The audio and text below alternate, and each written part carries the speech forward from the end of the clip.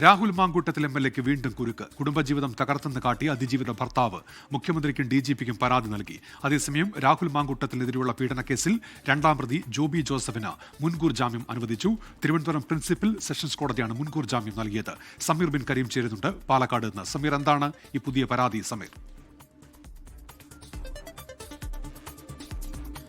ഉന്മേഷ്, രാഹുലിനെതിരെ അതിജീവിതയുടെ ഭർത്താവാണ് മുഖ്യമന്ത്രിക്കും DGPക്കും പരാതി നൽകിയിരിക്കുന്നത്. അദ്ദേഹം പറയുന്നത് യഥാർത്ഥ ഇര താനാണ്, തൻ്റെ കുടുംബജീവിതമാണ് രാഹുൽ തകർത്തിരിക്കുന്നത് എന്നുള്ളതാണ്. അതുമായി ബന്ധപ്പെട്ട് അദ്ദേഹം ചൂണ്ടിക്കാണിക്കുന്നത് രാഹുലിന്റെ വാദം എന്നുള്ളത് ഈ അതിജീവിതയും ഒപ്പം തന്നെ ഭർത്താവും തമ്മിലുള്ള പ്രശ്നങ്ങൾ തീർക്കാൻ വേണ്ടിയിട്ടാണ് താൻ അതിജീവിതയുമായി ബന്ധപ്പെട്ടത് എന്നുള്ളതായിരുന്നു. എന്നാൽ അതിജീവിതയുടെ ഭർത്താവ് പൂർണ്ണമായും ഈ വാദത്തെ തള്ളുകയാണ്. കാരണം താനും ഭാര്യയും തമ്മിലുള്ള പ്രശ്നം തീർക്കാനാണെങ്കിൽ തന്നെയും കൂടി രാഹുൽ ബന്ധപ്പെടുമായിരുന്നു. എന്നാൽ എന്തുകൊണ്ട് അത് ഉണ്ടായില്ല എന്ന് അദ്ദേഹം ചോദിക്കുന്നു. ഭർത്താവ് ഉള്ള യുവതിയാണെന്ന് അറിഞ്ഞിട്ട് കൂടി വശീകരിച്ചുകൊണ്ട് അയാൾ ഈ പെൺകുട്ടിയെ ചൂഷണം ചെയ്യുകയായിരുന്നു എന്നുള്ളതാണ് ഇതുമായി ബന്ധപ്പെട്ട് ഭർത്താവ് ചൂണ്ടിക്കാണിക്കുന്നത്.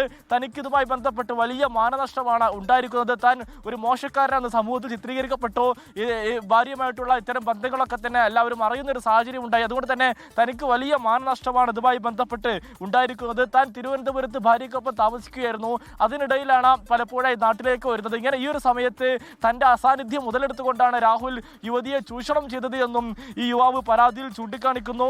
എന്ത് പ്രശ്നമായിരുന്നാൽ കൂടിയും രാഹുൽ ഒരു തരത്തിലും തന്നെ ബന്ധപ്പെട്ടിരുന്നില്ല. അതുകൊണ്ട് തന്നെ ഒരു തരത്തിലും ഇത് ഭാര്യ ഭർത്തൃ ഒരു പ്രശ്നം തീർക്കാൻ വേണ്ടിയുള്ള ശ്രമമായിരുന്നില്ല, മറിച്ച് രാഹുൽ ചൂഷണം ചെയ്യുക എന്ന ഉദ്ദേശത്തോടു കൂടി തന്നെയുള്ള ശ്രമമായിരുന്നു രാഹുൽ നടത്തിയതെന്നും അദ്ദേഹം ചൂണ്ടിക്കാണിക്കുന്നു. അതുകൊണ്ട് തന്നെ രാഹുലിനെതിരെ BNS 84 പ്രകാരമുള്ള കേസെടുക്കണം എന്നുള്ള ആവശ്യം അദ്ദേഹം ആവശ്യപ്പെടുകയാണ്. കാരണം ഈ ഭർത്തൃപ്രതിയായ യുവതിയെ വശീകരിച്ച് ഈ ചൂഷണം ചെയ്യുക എന്നുള്ള കുറ്റം കൂടി ചുമത്തണമെന്നുള്ളതാണ് ഇതുമായി ബന്ധപ്പെട്ട് ആവശ്യപ്പെട്ടിരിക്കുന്നത്. ഏതായാലും രാഹുലിനെതിരെ ഈ ഒരു പരാതി കൂടി വരുന്ന സാഹചര്യത്തിൽ ഇനി എന്ത് നടപടി കൂടി ഉണ്ടാകും, ഈ ഒരു കേസ് കൂടി ഉണ്ടാകുമോ എന്നുള്ളതാണ് ഏറെ നിർണായകമായ കാര്യം. ഉന്മേഷ്, ശരി. സമീർ ബിൻ കരീമാണ് പാലക്കാട് നിന്ന് വിവരങ്ങൾ നൽകിയത്.